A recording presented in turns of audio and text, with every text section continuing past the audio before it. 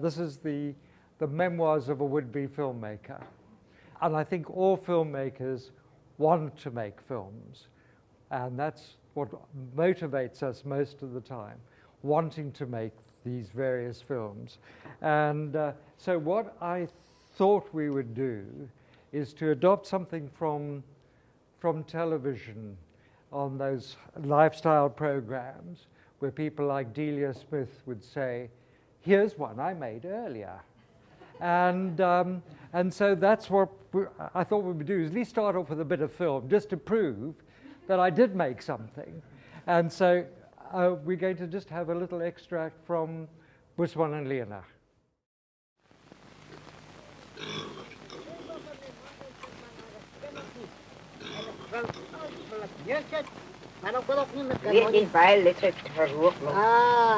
Ja, was voor een beetje daar en dan komt naar die.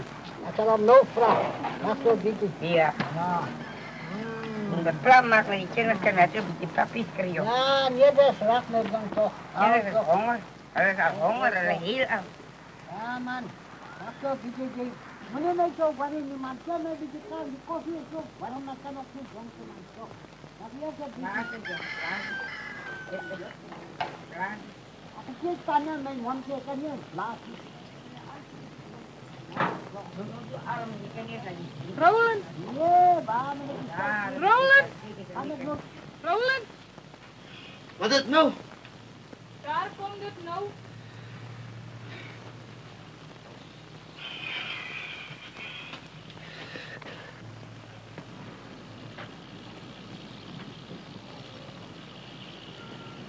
Jan, dat is die bulldozer die aankomt, Jan.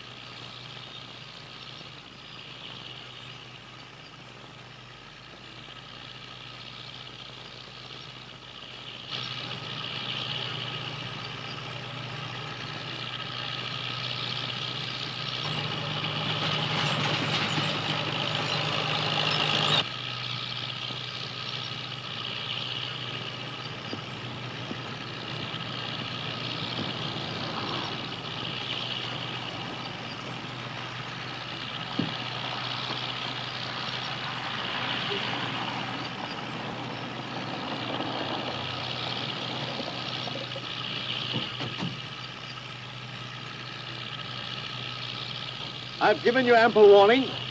Get your things together now and move. I'm not wasting any more time. En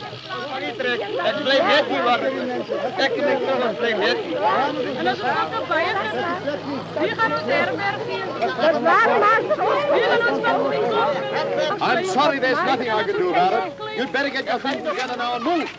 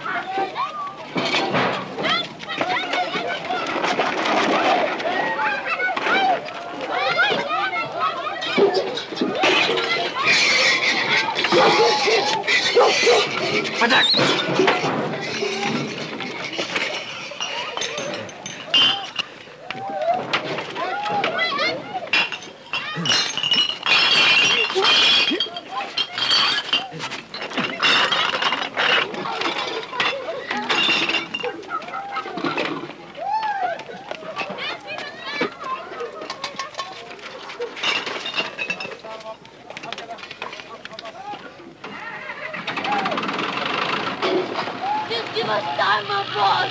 It's like a little boss. All yours, master.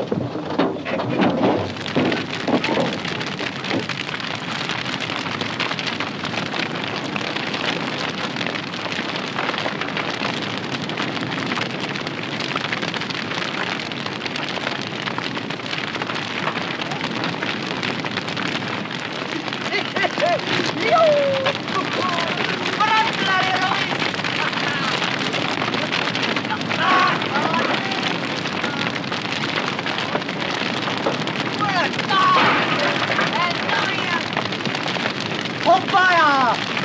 Monkey bars!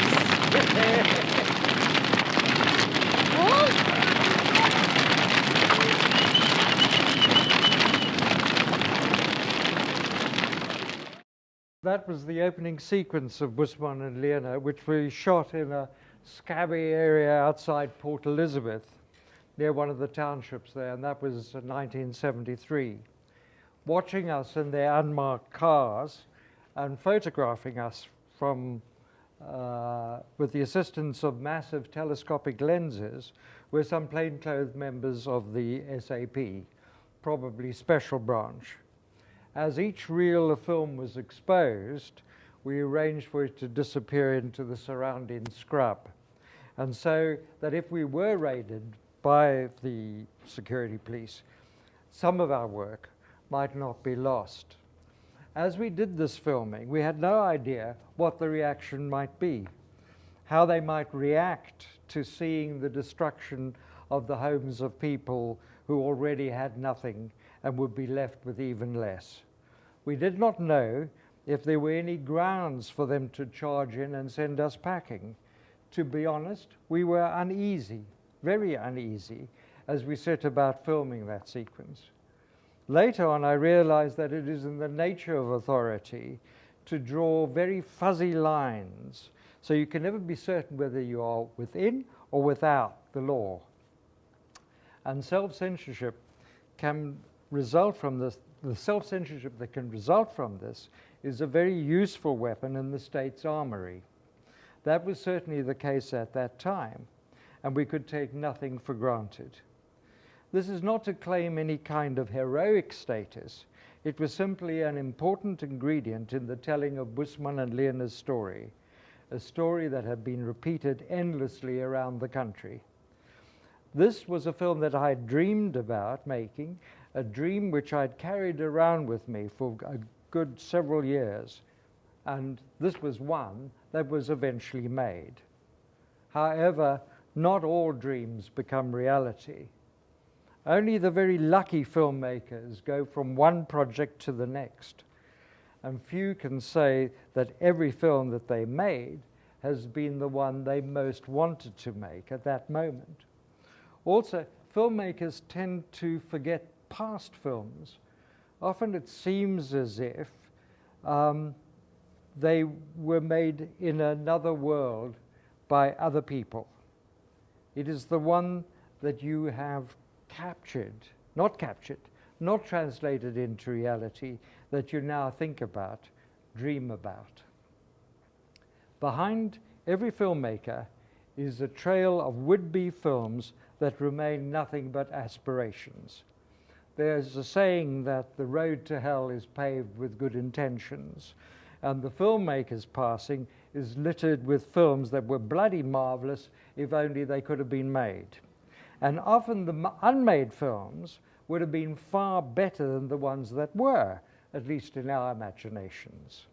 They are what I call our battle scars. I remember once sitting in a remote quarter of the Yemen when I was involved in doing some filming during the civil war there. This was sometime in the 60s. At that stage, we were with a group of mercenary soldiers, French and English, who had been recruited to fight Nasser's Egyptian forces. Alongside me was a man who'd been with the French army, or the Foreign Legion, and was now with this mercenary outfit. He had been involved in battles all his life, from the end of the French Empire to the Cold War. He was wearing nothing but a gikoi wrapped around his waist, revealing a multitude of scars all over his body. Pointing to each scar, he gave it a name. Dien Bien Phu was this one, that was that one. And these scars, all inflicted all over Indochina, and what we now call Vietnam, Algeria, and the long series of French colonial wars. They were everywhere around his torso, his chest, his back, and along his legs. Inspecting the CV written in flesh and blood made me wonder how he had survived just a fraction of them. But here he was again at another conflict and another potential scar. Sometimes it seems to me that filmmakers are like that. We all have scars which, if they could be seen, would tell of our campaigns. The analogy of filmmaking and war has often presented itself. We talk of shooting a film, a good shot. We aim the camera. Also during shooting, it can frequently feel like a war zone, and some of the most destructive shots are fired at you from behind your back by people who pretended to be your friends. In my case, there's perhaps another reason for the analogy of filmmaking as war. The first time film made any impression on me was literally as a result of a war. The first time I ever even considered a life in film came as a young boy when I first laid my hands on a roll of film which had been shot during the Second World War. I was born 6 weeks after war was declared, and soon afterwards my father joined the South African Air Force. My father had just taken over the family farm in a place called Duivelskloof, And in order to make the dilapidated house presentable for mother and first child, he had been conducting renovations. One of these tasks involved smoking out a hive of bees that had taken residence in the attic. This had been so effective that the entire house had burnt down. So my first home was made up of the citrus packing shed, joined by a tarpaulin-covered walkway to another outbuilding. This became known to my parents as the Polish corridor. The Polish corridor was much talked about during this period by Adolf Hitler in the run-up to the war, and I think it might even have been used by him as one of the justifications for it. The fire had an enormous impact on my parents and must even have communicated itself to me, the lesson being that there is no security in this world. Then, perhaps to add to this impression, my father went off to perform his patriotic duty, and my mother was left to run the farm, never having really left a city before. Poor dear, I don't imagine that she made a great success of it. After a time, we returned to Johannesburg and then lived with my grandmother. I remember a military tank being driven to somewhere prominent in the center of the suburb that we were living in. When it came to a halt, it was surrounded by a small crowd of people. At some point, I was picked up by one of the soldiers and lifted into the tank and allowed to peer into its interior, not appreciating the noise and destruction and devastation that it could cause. At this stage of my life, it was steam trains that captured my imagination. The puffing smoke, the piercing whistle, and the carriages that followed in its wake. This was wonderfully exciting to me, and to drive one was my first ambition. I had not seen a tank in action and had no idea the uses to which it could be put, while I had certainly seen a steam train puffing along, making a great deal of noise. So it was no contest. The steam engine won.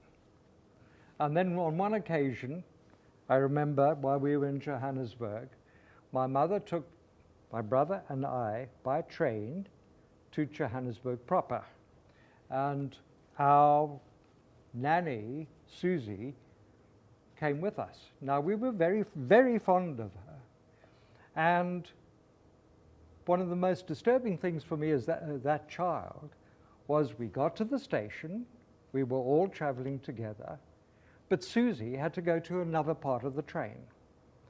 What made this more disturbing for me was that when we got to Johannesburg Central, she came to see us and she had been attacked while on the train, and blood was streaming from various cuts all around her body. When the war ended and we were reunited on the farm with my father, I caught a glimpse of something really exciting. My father had a storeroom where he kept all sorts of things that he thought might become useful on the farm. This was a time of austerity, and if something could be recycled, it was eagerly jumped upon. Piled on a series of shelves, there were numerous objects that had been placed there just in case, and which young hands were happy to explore and experiment with. And among them, among the unnamed objects, which he'd brought back from the war, somewhere in this agglomeration was a roll of film. Not just any roll of film, but film which had been shot from the turret of the plane in which my father had flown over enemy territory. In this case, I think, southern Italy. My father had the unenviable position of being the rear gunner on these actions, a position, a role which was called Arsene Charlie by other members of the Air Force. Rear gunners were said to have a life expectancy of 6 weeks. and yet my father had survived time in North Africa, Malta, and Italy. All of this was of no interest to me. What I was interested in was examining the images which showed the bombs descending from his aircraft and anti-aircraft fire coming upwards in the direction of the camera. And as I examined the film closely, I realized that each frame was a moment fixed in time. And each frame was subtly different. The bombs were falling away from the camera, and the ack-ack was coming closer. When I spun the film through my fingers, I had a glimmer of what I would later learn was described as the persistence of vision. This reel of film became part of my fantasy life. It could all have ended there, except for one other factor. The farm we lived on was 10 miles from the nearest cinema, and I was always desperate to see what was being shown on Saturday nights at the Brits Bio. This was seldom possible, despite my heartfelt pleadings. The farm was just too far away for my parents to undertake the journey very often. Perhaps if I'd been sated with visits to the Bio, I would have gone on to do something sensible, been a steam train driver or been a bank clerk. But the desire to see and work in films festered until it eventually became an obsession. I dreamt about film, relived the few films I had seen moment by moment, and if you weren't careful, I'd recount it all to you. One thing of which I was determined for my adult life was that I would not become a farmer. Too uncertain, I thought, as year after year, crop after crop was hit by some new disaster. And once again, my father would say, next year will be better. Me, the know-all that I was, determined to lead a more secure life. Farming is too risky. Film for me was the sensible alternative. Growing up on a farm, even though ours was not a secure existence, and my father was not the luckiest of farmers, I early on realized that despite the uncertainty, there were others on the farm who were even less well off than we were. And from this, I began to recognize the potential for violence around me. It haunted and scared me as a child. One of my would-be films dates back to this period. Based loosely on my childhood on the farm, it dealt with an attempt to drive away the vervet monkeys raiding the fruit trees. A shoot had been organized, and a group of guns had assembled. One of the beaters was a young man my father had assigned to keep an eye on my brother and I. He was our friend, and his name, we were told, was Shorty. He was probably no older than a teenager. This day, Shorty was relieved of his duties to us and became a beater who had to drive the monkeys from one side of the wood in the direction of the guns. Monkeys scattered in all directions, and as the vegetation was overgrown, visibility was limited. In the mayhem that followed the beating the monkeys towards the guns, Shorty was shot. We, as children, never saw him again. We felt his disappearance acutely, and the reality of what had actually happened to him was kept from us. But instinctively we knew. We definitely knew. Shorty's disappearance haunted my waking hours. At night, other dreams followed, merging with a film we had seen at the Brits Bio of a group of red Indians waving tomahawks and shooting flaming arrows into the thatched roof of a house belonging to nice people like us. We also had a thatched roof. In my dream, no cowboys came to their rescue. In those days, film hardly ever happened in South Africa, and even more seldom on South African subjects. Films came from overseas, along with the culture and stories and almost everything else. It was there that stories happened, not where we lived. Alien words like Paddington had more resonance than Potgietersrus. Our responsibility was to send my father's oranges abroad in part payment for the stories that we might enjoy in return. At that time, after leaving school, radio seemed to provide the nearest I could get to some of those stories, or to stories anyway. Television would only make its appearance in South Africa some 20 years later. So for a brief spell, after leaving school, I worked for Nan Fletcher at Springbok Radio, playing in music into programs about Plascom paint, and writing the cliffhangers for the imported Australian soap operas. Dr. Paul, a man's life, a man's love, woman's whole existence. I was saved from this when I discovered a copy of Sight and Sound, the British Film Institute's publication, at the Vanguard bookshop, which I'd taken to haunting. In one issue, I found an advertisement for the London School of Film Technique. To get there became my objective, and this time my parents were persuaded to let me go. I had saved some money from my radio days. My parents paid for my boat fare, but I would have to get a job to pay for my living expenses while there in London. As it turned out, washing dishes at night at Titty Doll's restaurant in Shepherd's Market. But I was off to London, age 19. Here, I probably learned more from the other students than I did from the classes. We also lost any illusions that we might have gained from reading about Hollywood. Hollywood with its stars, elaborate equipment, and vast crews. From our experience of minuscule budgets, limited equipment, and a small crew, we groped towards the realization that valid films could be made without any of the Hollywood razzmatazz. Perhaps even more important was the discovery that films were being made all over the world, and had been for a very good while.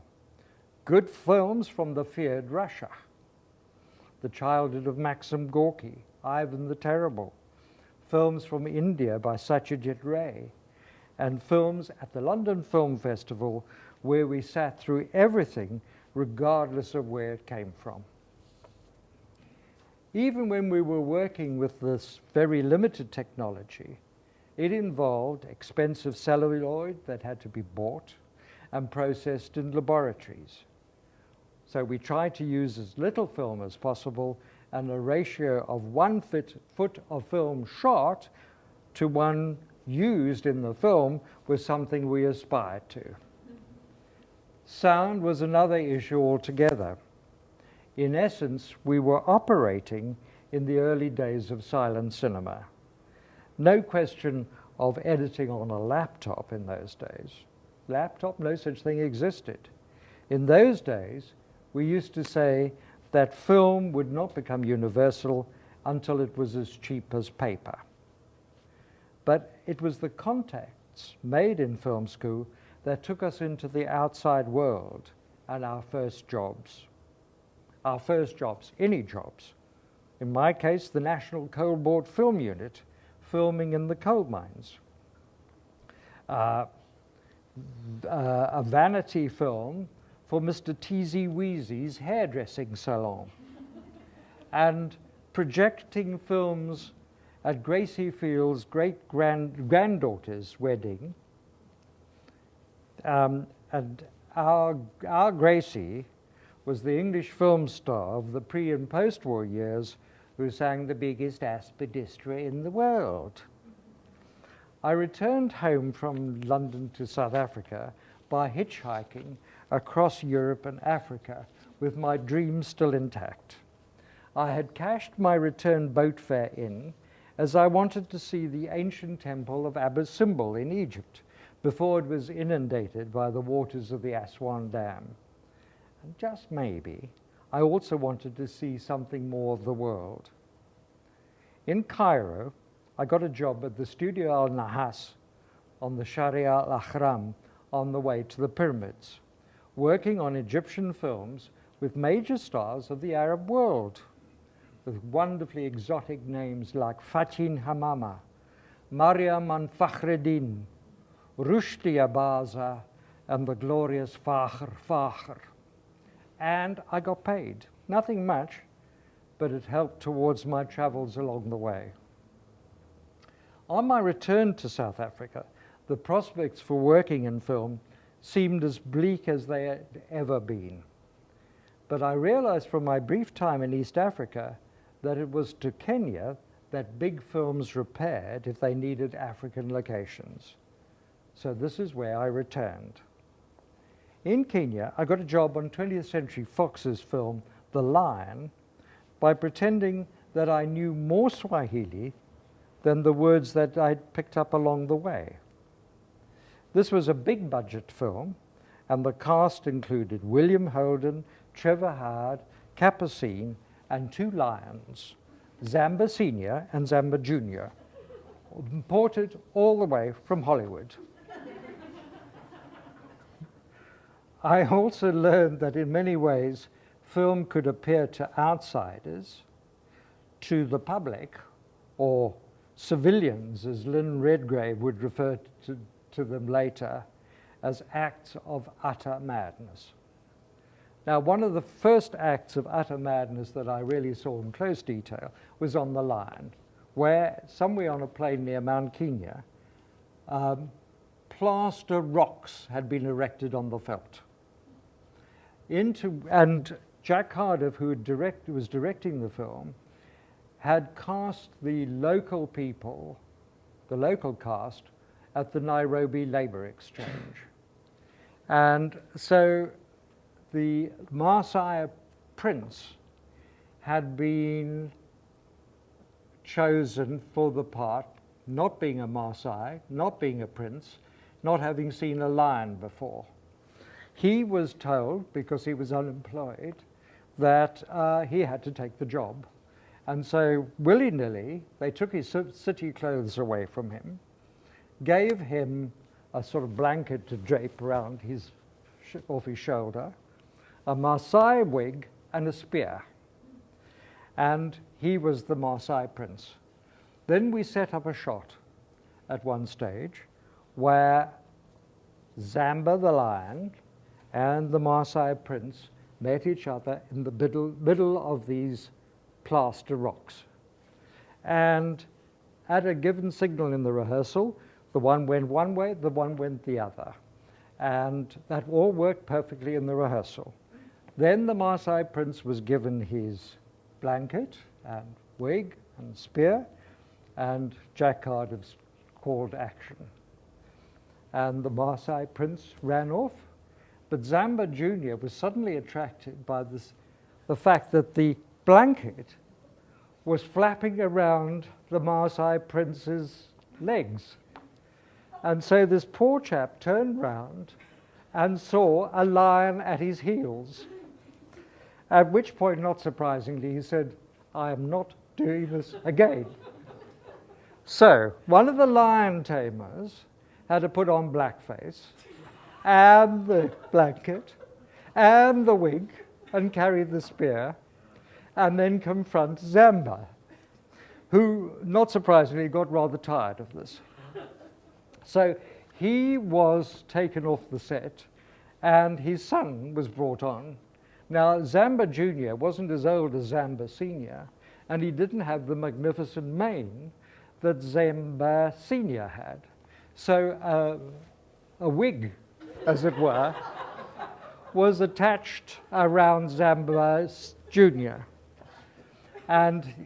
But then you had the situation with the white lion tamer painted black and a lion with a wig in the plaster rocks. And then that didn't work. And after a time, Zambo Jr. was replaced by the other lion tamer in a lion skin going, "Ah!" So that was the kind of lunacy that we were dealing with. With the contacts that I'd made on the line, I was able to get further work on films when I returned to London. I worked in all the big studios, starting as a T-boy, then to third, to second, to first assistant director, and later production manager. I worked on films with Peter Sellers, Robert Mitchum. Once, while working at Pinewood Studios, I went onto the set of The Countess from Hong Kong, which was being directed by Charlie Chaplin. I think it was his last film. And once, on the way to the Telluride Film Festival in Denver, I shared a plane with Lillian Gish. Later that day, I heard her talking of her work with D.W. Griffiths, the pioneering American film director of the silent era. He's probably best known for his controversial full-length feature, Birth of a Nation, which was followed by Intolerance. Lillian Gish had made many films with Griffiths, and she evoked the period when she talked about him. She always referred to him very formally as Mr. Griffiths. And Mr. Griffiths did this, and Mr. Griffiths did that. And I realized later that in seeing these two stars, Chaplin and Gish, that I'd been privileged to see two people who had been among the earliest pioneers of film as a popular medium. Thinking back on it now, it makes me feel that I was able to see something of the moments after the cinematic Big Bang. And then I went to war. A friend with whom I'd been to film school had been asked to do some shooting in the civil war in the Yemen. This was in the early 60s, and the war was between the traditional loyalists of the King Imam Muhammad al-Badr of the Mutawakkalite Kingdom of Yemen and the Republicans who wanted to overthrow him. It was, however, a proxy war between the Egyptians, supported by the Russians, and the royalists being backed by the Saudis and covertly by France and Britain. I suppose the reason I was asked to join this expedition was first because John Irvin and I had been to film school together, and because I'd learned a little Arabic while working in the Egyptian film studios. Filming took us behind the royalist lines. Once, on the rim of the Rub al-Khali, the empty court of Arabia, I wrote a letter to my mother, who had never heard of the Yemen, but knew instinctively that it meant bad news. I had hoped to allay her fears and had handed my carefully considered letter over to a royalist official. He styled himself the Minister of Telecommunications of the Mutawakkalite Kingdom of Yemen. And he also claimed that he was a descendant of two European royal families, the Bourbons and the Condés. His name, he said, was Abdul Rahman Bourbon Condé, and it might have been the truth. His main task, it seemed, was to arrange for exotic stamps to be printed, which could be sold all over the world, supposedly to fund the royalist cause. My carefully worded letter failed to have the impact for which it was designed, as the envelope was decorated with large and colorful stamps and had been over-franked with huge letters which read, "Posted behind enemy lines." This assignment was followed by what was called Confrontation between Indonesia and Malaysia, and this took us to Singapore, Malaya, and Borneo, probably another surrogate war. This was for a BBC documentary about Frankie Howard, a British comic employed by the British Army to entertain the troops operating in that theatre of war. Frankie was the cliche comic in that he seemed permanently unhappy. But he could make people laugh. I saw his show every night for more than a week in different parts of Malaysia. And while I began to know his routine word by word, his timing was always so perfect that I laughed every night. During this period and later, I, the little boy from the Plaas, found myself encountering all sorts of people and places. Tibetan refugees and the Dalai Lama, Dayaks in longhouses in Borneo, filming and eating in Chez Bocuse, the restaurant of probably the most famous chef in France at that time. Young filmmakers in those days faced a conundrum in Britain. You could not work in the film industry until you had a union ticket from the Association of Cinematograph and Television Technicians. And you could not get a ticket unless you were working in the industry. The follow-up to this was that no one would let you make a film until you'd made a film. So I had to find a way to do this. I bought a 16mm Bolex camera, and with the assistance from friends at the film school, we made a film about Speaker's Corner in a section of Hyde Park near Marble Arch.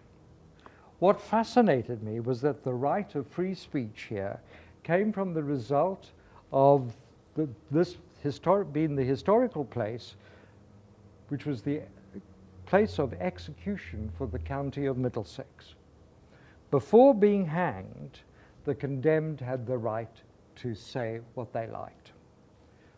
I thought at the time a terrible price to pay for free speech. Speakers came every Sunday and other evenings of the week to express their views. Socialist, conservative, religious, and the wonderfully mad. One of the wonderfully mad was a man called George, who always said the same speech and had a very loyal following. What they tried to do was to say the lines before George could say them. George was a very elderly man with a little bit of wispy hair and very large hands. And one of the sort of standard routines was where George would say, there was a war. And the crowd would say, the result was a draw. And then he would say, 14 million people in London, and the crowd would say, George said for me. And then he says, I didn't want to join the army. And the crowd would say, I didn't want to join the navy. And George says, I went to the doctor. Doctor says, and the crowd roar, George! You've got bad teeth. And then everybody says together, and I said to the doctor, I'm going to kill them, not eat them.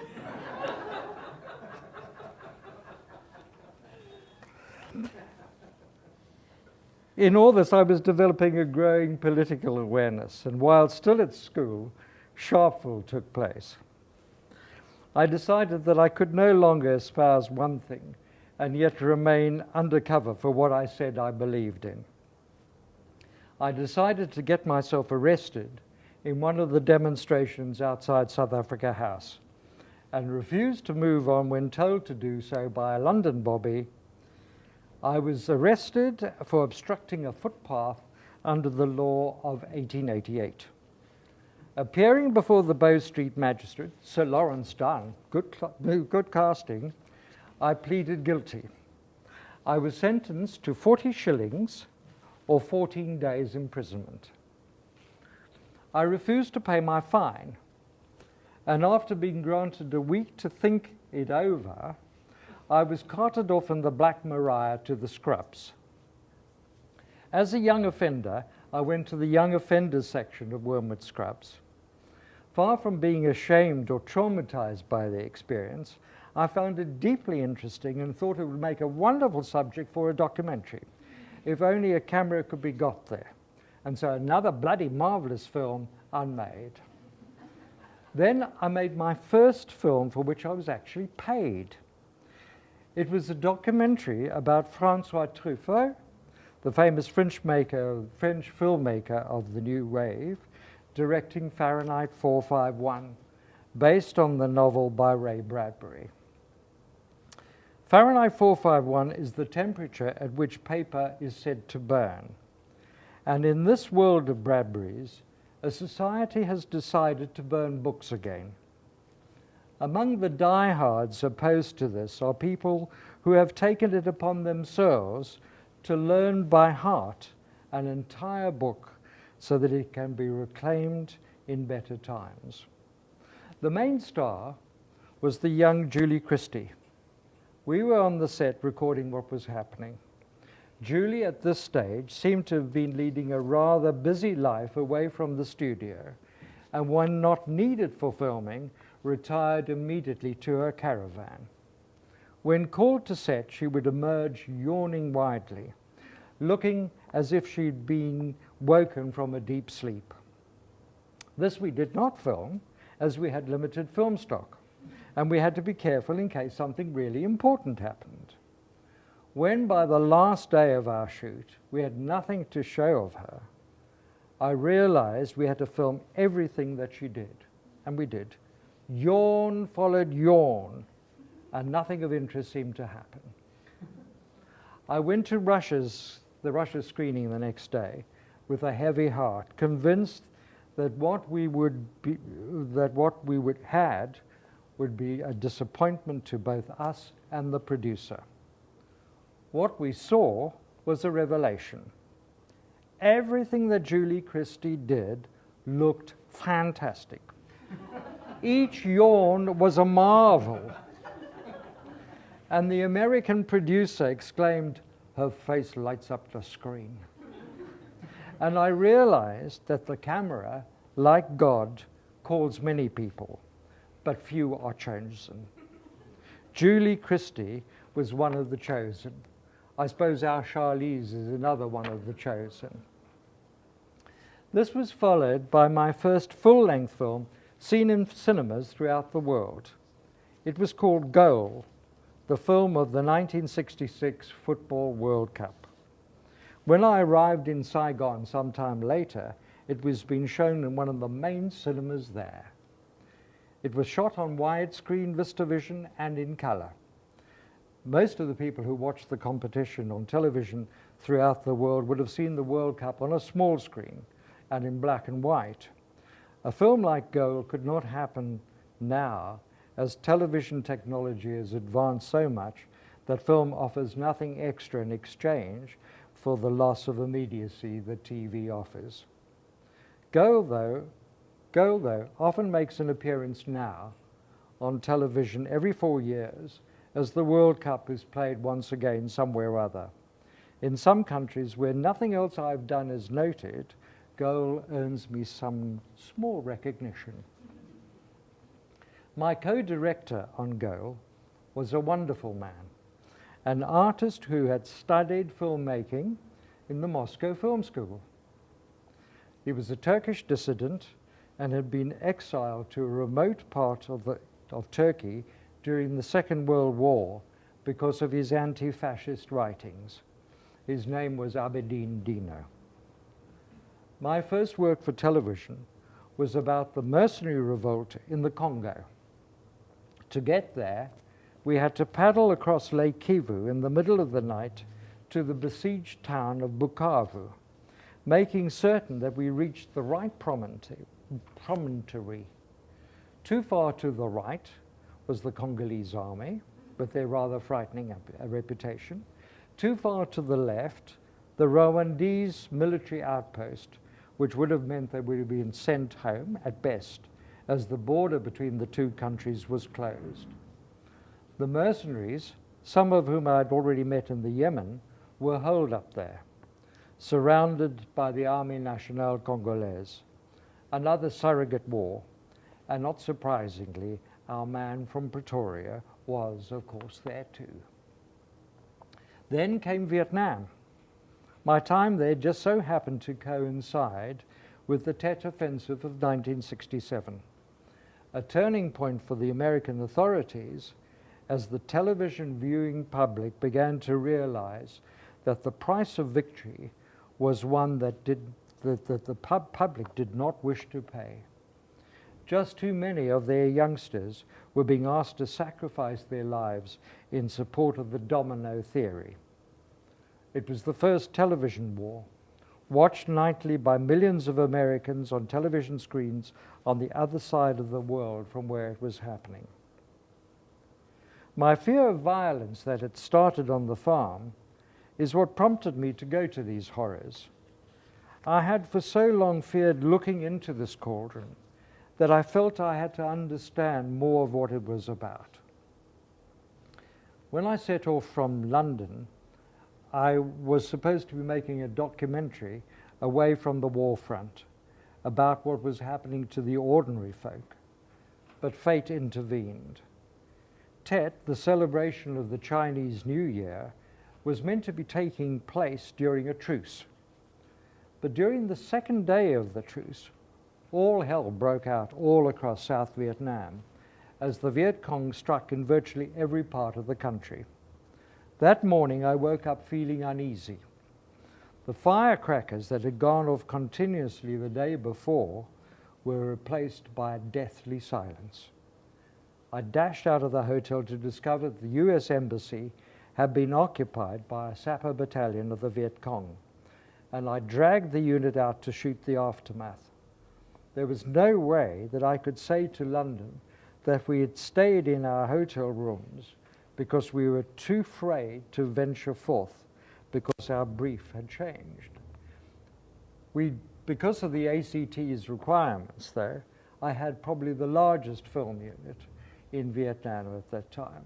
So each department had to have an assistant. So the soundman had an assistant, the cameraman had an assistant. But when all this hell broke out, we couldn't take the assistants with us. And so they saw what was happening from the hotel and got somebody to write in Vietnamese a sign which they put up outside their doors, "Don't shoot us, we're British." Each day we set out with our agent, Mr. Thai Tuk Nha. In the chaotic days that followed, we filmed markets still operating even while a battle raged not more than a few hundred yards away. People still had to eat, and the price of fish was material to survival. Nha had the ability to judge the situation wonderfully, close enough to get the pictures, but not too close to become dangerous. When Nha said, "I think it's time to go home now," I was never inclined to argue. While the rest of the media was chasing after the big story, we looked at what was happening to the little people, the injured who were being taken to hospital, and the dead who were being cleared away from the Saigon streets by the Saigon Sanitary Department in rubbish collection trucks. I will never forget the smell of burnt, putrefied flesh that clung to my body for days afterwards, no matter how hard I scrubbed in the shower, how much aftershave I splashed myself with. I was reminded of this while filming Busman and Leonard, where Busman says, "We're white man's rubbish. He can't get rid of his rubbish. We're made of it now. His rubbish is people." Our report, shown on ITV's This Week, was probably one of the first on British television that was critical of the US involvement in Vietnam. I also had the further opportunity of making a film for television about the Battle of Dien Bien Phu for a series of documentaries called Turning Points. Dien Bien Phu was the decisive battle for the French in their war in Indochina against the Viet Minh fighting for their independence. Film footage shot by the North Vietnamese had been presented to Graham Greene by Ho Chi Minh, and Western newsreel archives had footage shot at the same time by the French. What we did was to explore what it was that the French were doing and what they thought was happening and what the North Vietnamese army were doing at the same time, unbeknownst to the French. One of the sequences shot was showing how heavy artillery was being carried on bit by bicycles from Korea across to Dien Bien Phu. And there was this incredible shot as people with dozens of bicycles were crossing a paddy field, and then there was the alarm of a plane flying overhead, and everybody crouched down in the paddy field, and you would not have known that anybody had been going through there with all that artillery. I came back from Vietnam feeling deeply depressed. I had seen real horrors and heard of even more. But what had shocked me even more was what I discovered about my fellow observers of this conflict. One famous war photographer had said that he thrived on adrenaline provided by war and therefore needed at least one war a year. Another, a South African, Ernie Christie, working for the BBC with the reporter Julian Pettifer, were producing material from Saigon for a nightly current affairs program and had become famous in the business. Within the BBC, their items were always referred to as the Julie Christie Show. Julian Pettifer often called Julie and Ernie Christie the South African. Ernie had told me once during the Tet Offensive, after we'd all returned to the hotel where many of the television crews were staying in Saigon, and where Graham Greene had actually written The Quiet American, that he had seen a man, tears streaming down his face, clutching a bag. Ernie had followed him with his camera as the man walked into the ruins of what had been his home, and there proceeded to collect portions of a woman's body and place them in the bag. It was what he said next that really upset me. All in one shot, I won the Britannia Prize. And it appeared that he had. Poor Ernie, an amateur pilot, a few years later, flew his plane into a Johannesburg apartment block. I am indebted to Ernie in another and very positive respect, as he provided an introduction that led to the financing of a film version of Busman and Lena, based on the play. Saigon, during the Tet Offensive, showed me a stark reality. People in the media circus, often becoming inured to the suffering and violence that they were witnessing, thrived on it even. I decided that it was too high a price to pay, and I had to turn my life in another direction. While in Vietnam, I saw something I will never forget. Bradbury talks about paper burning, but what is the temperature at which fresh flesh melts? We filmed in a hospital in Da Nang, where those who were injured by napalm were being treated.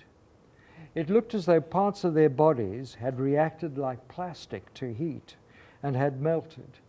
Fingers and feet turned into webs. At the Red Cross hospital ship moored in the Bay of Da Nang, 2 young victims of napalm were being tended after their village had been napalmed the previous afternoon, and plumes of smoke like those caused by cigarettes were still rising from their bodies. It seemed to me that there was a connection between what I'd seen in Vietnam and the subjugation of America's indigenous people, and in turn that there might have been a connection with my own country and its present situation.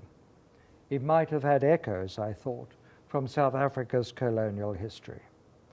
From this thought, I went on to make a documentary about the present and past of the American Indian. We were fortunate in that Marlon Brando identified so strongly with their plight that he did the commentary and waived his fee. Now that The Buffalo's Gone was shown on television all over the world, including the US and the USSR. This, I think, might be shown tomorrow. Lurking beneath all of this was the feeling on my part that the saying, violence is the primary color of the cinema, was wrong. It didn't have to be like that. That just perhaps film could be used even in some very small way to prevent violence, not to encourage it. It didn't have to be an unending diet of skop, skit and donna. And I also remembered a line of Graham Greene's talking about the purpose of film.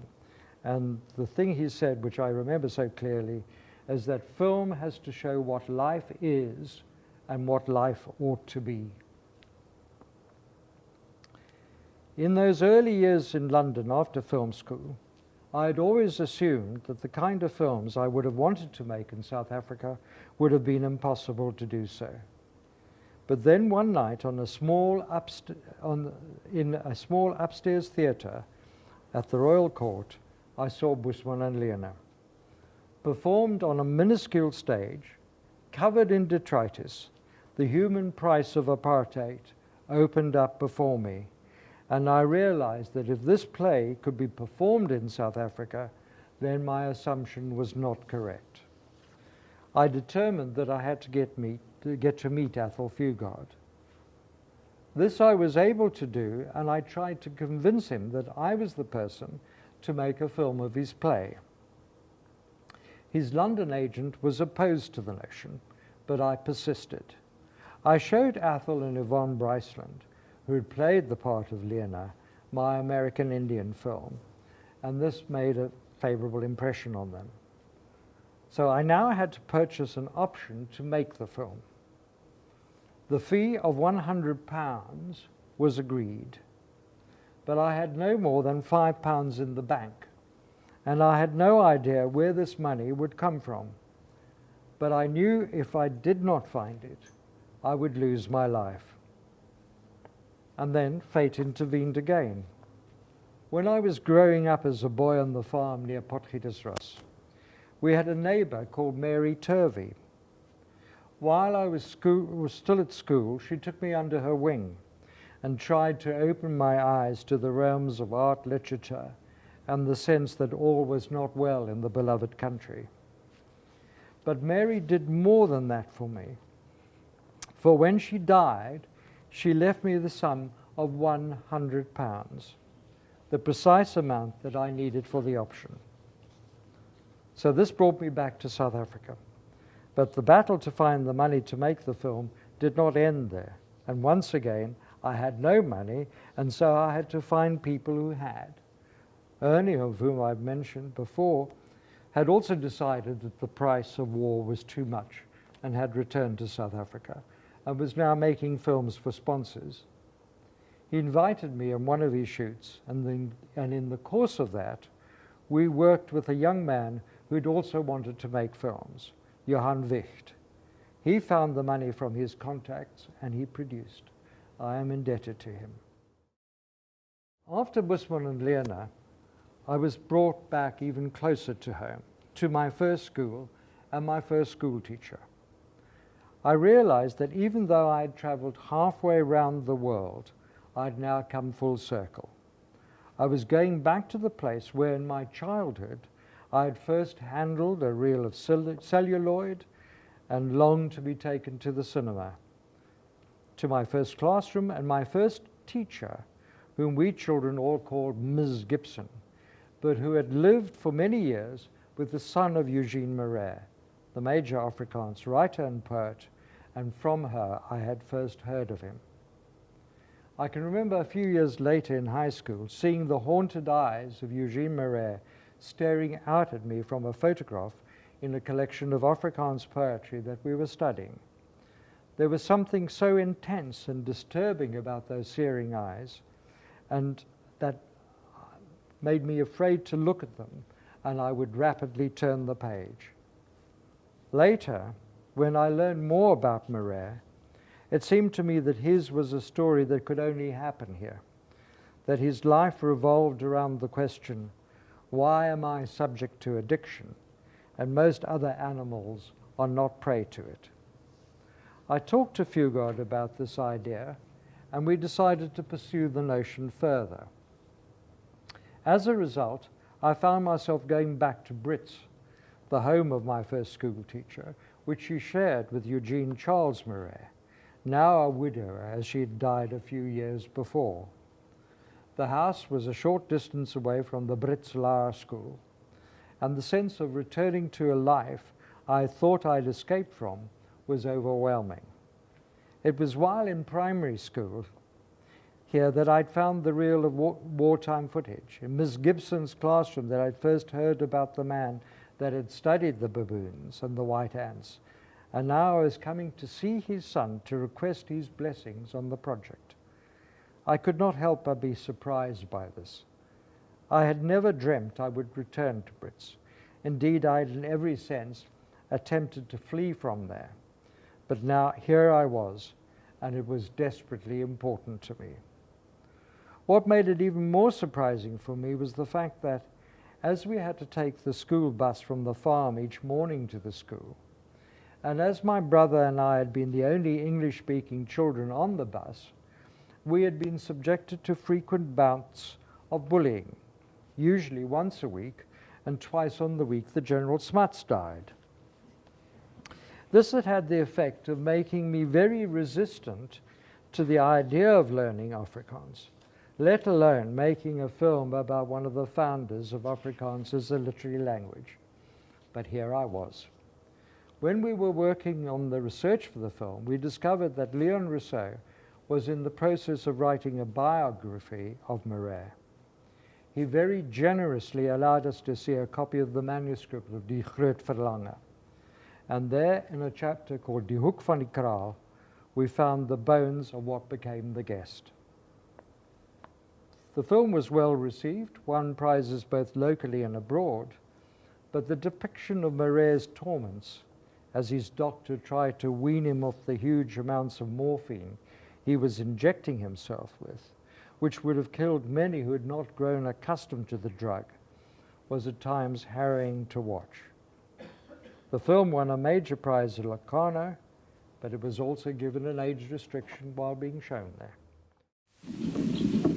The difference between 10 and 12 is absolutely negligible. If you know nothing about the quantities involved, then let me assure you I do.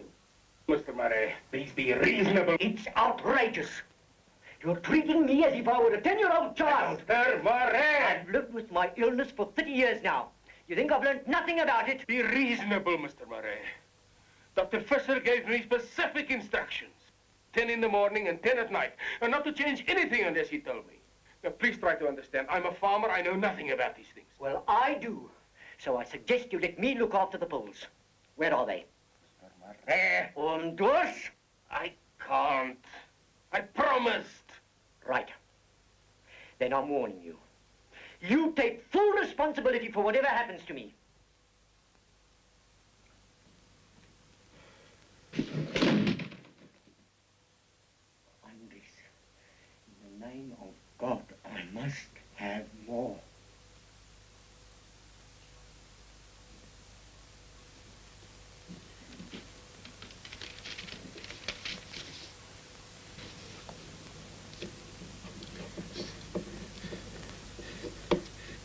Rechtipa, you don't know what it's like in there.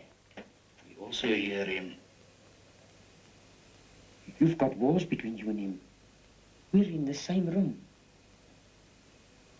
That medicine of his is beginning to stink now. I get nar when I go in there. I can stick it out. That's not what you said last night. Yeah, well, you know what it's like when you want to sleep. But hell, Louis, so does he. If it's hard for us, I don't want to be in his shoes. He hasn't got any. Louis. You're forgetting your place and your manners, my son. Now, come on, let's get on with the letter. Have you got dear Dr. Fisher? Yeah. I take my pen in hand to write to you and tell you how things are here at Steenkampskraal. Here at Steenkampskraal. Big letter S and full stop.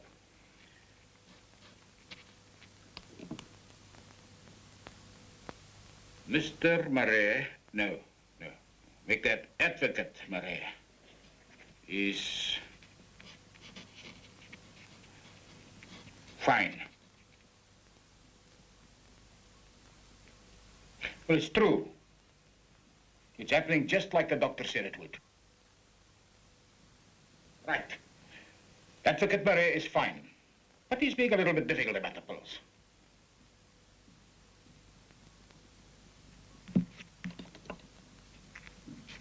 A little bit difficult about the pills. Full stop, however.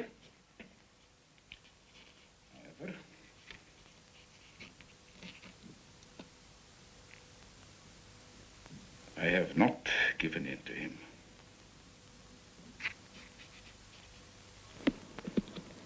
Yes, dearie, this goes to the doctor, eh?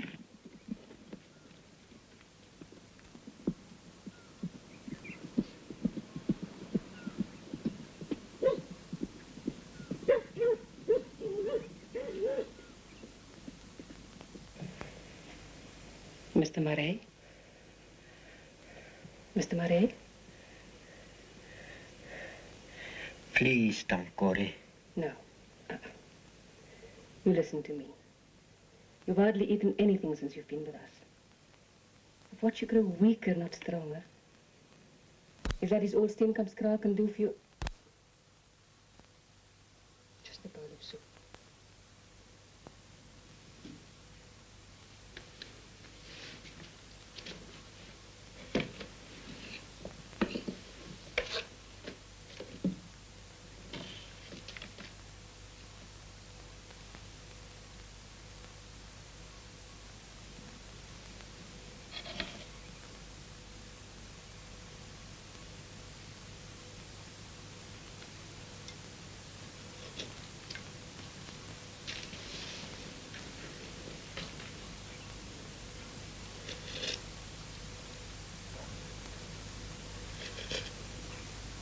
What is it with those pills, Mr. Murray? Didn't Dr. Fisher tell you as well? I'm a sick man. Yeah, but it's like a devil in this house. Putting you and us against each other. Angry voices. No, it's not right. I'm sorry, Tankore. But I can't help myself.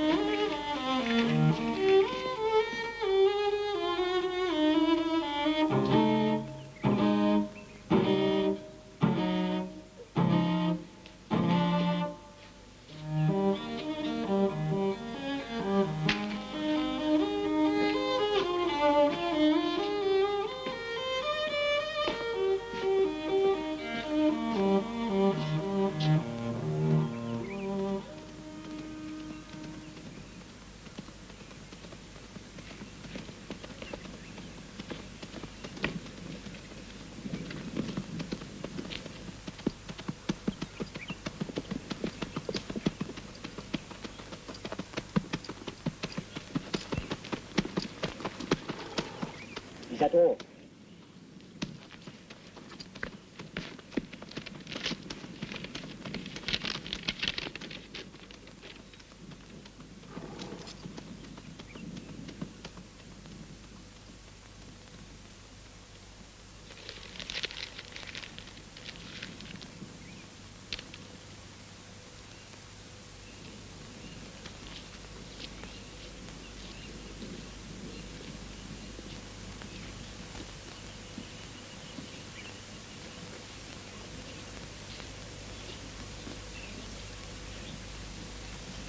Ross, please. Advocate, listen, man. I can't, man. The pills are dangerous. Now listen, I promise you. The minute Dr. Fisher gets back to Heidelberg, I can't wait. I'll send you... No. Wait. any longer. I can't take a responsibility. Go back outside. I don't In the want name to. of God, let me. Do as I say. It's my pain. Let me speak.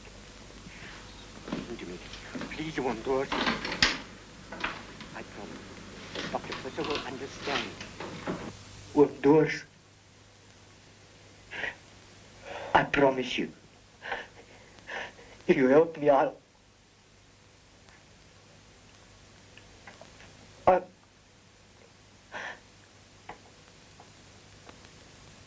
want to ask you again. Mr. Murray! I am only following Dr. Fisher's instructions!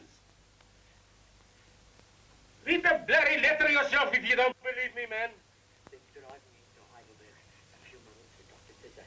Just let him see the state of you. Out of it, Louis. Mr. Murray, you are not listening to what I am saying!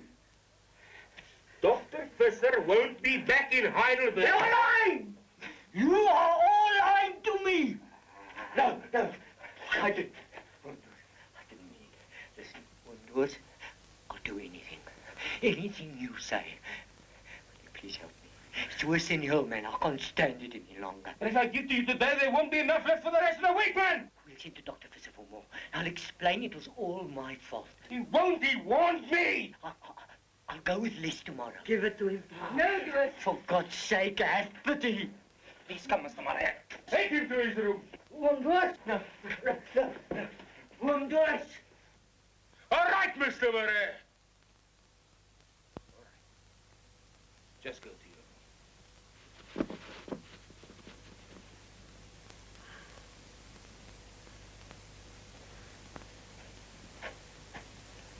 Do you know what you are doing? No.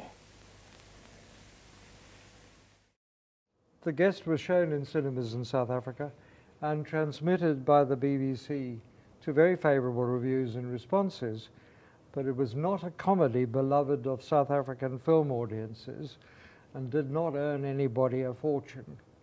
It wasn't Schuster. As a result, it was as difficult now to find funding as it had been previously. There was, of course, no chance of being funded from the film subsidy that was in operation then, and as these were very tense times, private sources were also not particularly helpful. But I still wanted to make more films with Fugard. In order to do this, we had to make the little money we could find stretch as far as possible. We laid out some ground rules to do this. We would make a film which would require no lighting, no change of costumes, very few props, a limited number of actors, which could all be shot entirely without alteration on existing locations. In this way, we hope to limit the cost of the film to the absolute minimum. You may recognize these conditions as conforming to the dogma doctrine as espoused by a group of Danish filmmakers long before they'd even thought of it. Marigolds in August was what came out of this. Once again, Athol would write the script using locations in his immediate world around Schoenmakerskop, a short distance away from Port Elizabeth, applying the rules we had agreed on. This was no hardship for him, as he was always inclined to be a minimalist and talked of working in the tradition of poor theatre. So this was our version, poor cinema. In the extract which you will now see, Melton, an unemployed man, desperate to find work to feed his young family, breaks into a shop. Up to this time, he has been very timid, almost an innocent, but something suddenly changes for him after his wife has said, "You're a man, do something."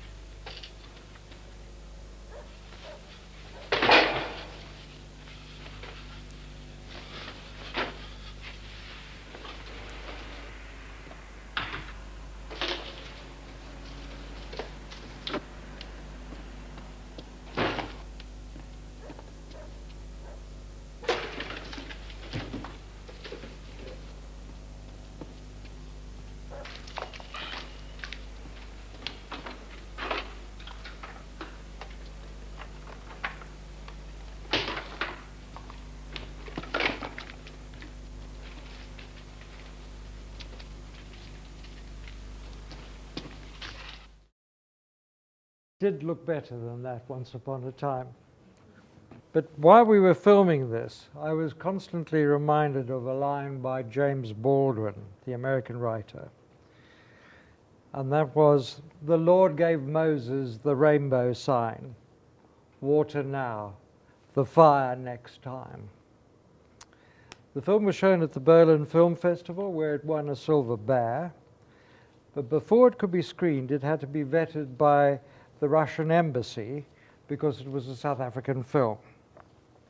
This was the time when the wall still divided the city into the Russian-dominated eastern half and the western sector. The film was taken through the checkpoint to be inspected on the other side of the wall. As a result of this viewing in the embassy, Marigolds in August was approved for screening at the festival as it was progressive, but with one provision. There could be no mention on the posters or any other material being published by the festival indicating the country of origin.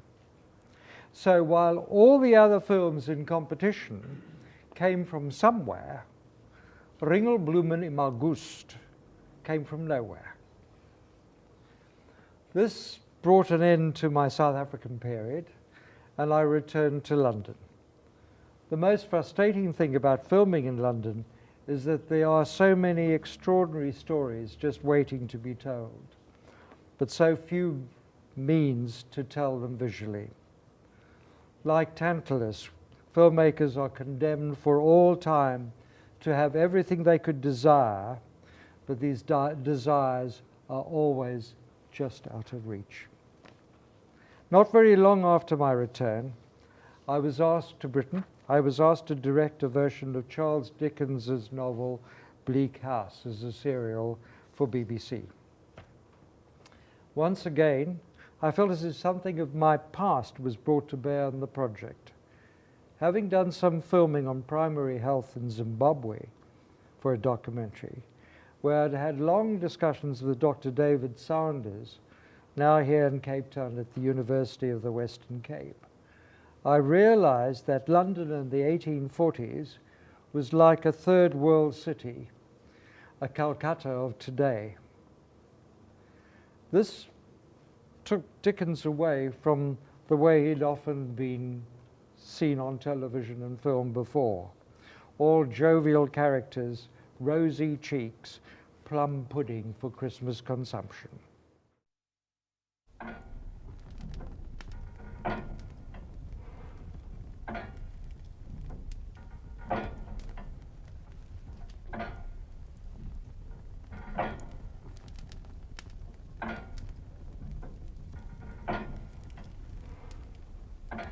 It would have been better, little Esther, if you'd never been born. Submission, self-denial, diligent work. These are the preparations for a life begun with such a shadow on it. You are different from other children, Esther. You're set apart.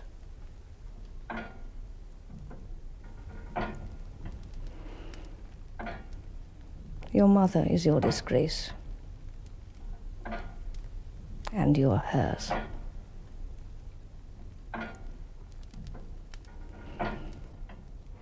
The time will come, and soon enough, when you'll understand this better. And you'll feel it as only a woman can. Pray daily that the sins of others be not visited upon your head. It would have been better, little Esther, if you'd never been born.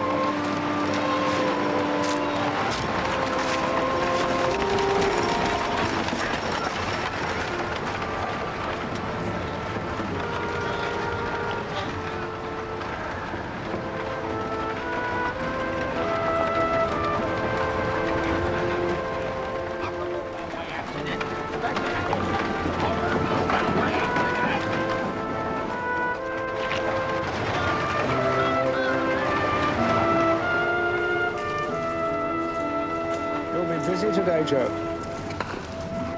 Take your cost, sir. You have money for your supper and lodgings tonight?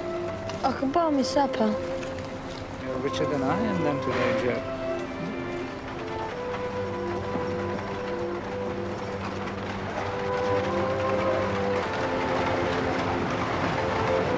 Calculated tuppence, sir! Hey!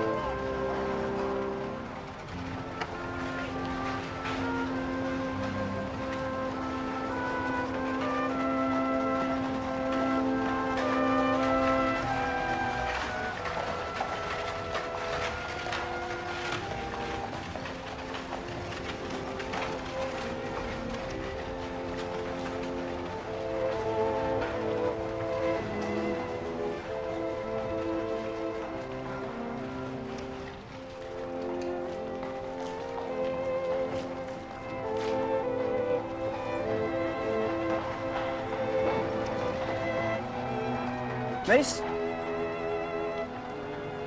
you Miss Esther Summerson, miss? Yes, that's my name. Mine's Guppy. Mr. Guppy. From Kenton Carboys, solicitors, Lincoln's Inn. Mr. Kenge gave me a description of you, miss, which I would say was accurate as far as it went up to being a point of law. But not up to the mark in a personal sense, miss. If you'll permit a compliment. I remember meeting Mr. Kenge once, some years ago. I'm privileged to be sent to meet you, miss. You ought to see the Lord Chancellor directly, in the chambers of the High Court of Chancery. Does that frighten you, miss? No. Why should it? In Chancery, miss, you can't go any higher than the Lord Chancellor. I'm sure you're right, Mr. Guppy. If you'll point out your boxes, miss. Oh, yes, of course. That one, and that one. Ah.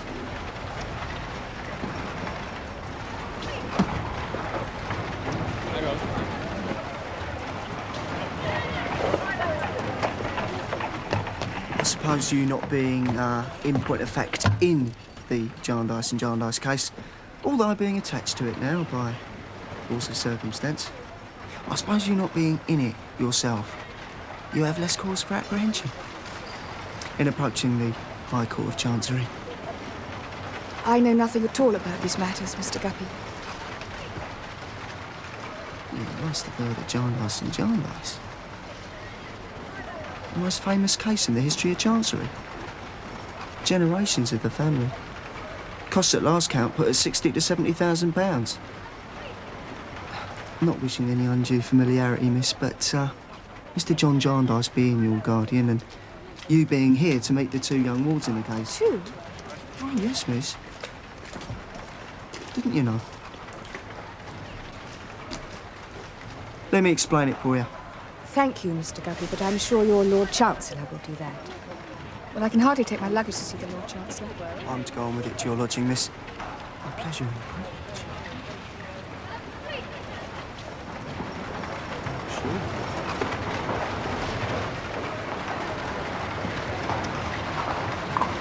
Truly, miss.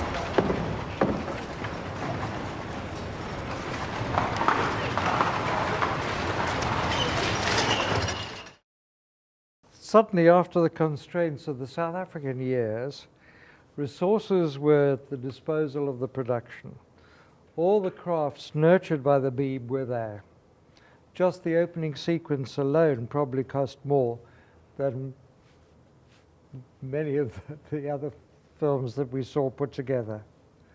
So another life started, dreaming about films I would like to make and those projects I needed for survival. I was fortunate to have been around for the late afternoon and the sunset of the golden age of British television. Thereafter, television became more commercial, more Americanized. By the end, though, I can recall that one of my films for BBC, Happy Valley, set in Kenya, achieved an audience of 12 million people one Sunday night and 7 million for the repeat. However, from the 90s onwards, we lived in a world of crime and detectives, P.D. James's Inspector Dalgleish, Poirot, Frost, Steele and Pascoe. I did them all, and I became more and more dissatisfied with this. And so, while working on these notes, I kept on thinking of the title of an Egyptian film I'd seen once. It was called The Night of the Counting of the Years. And so throughout this, I was thinking about the day of the counting of the years, and I hope it hasn't been too long. Thank you.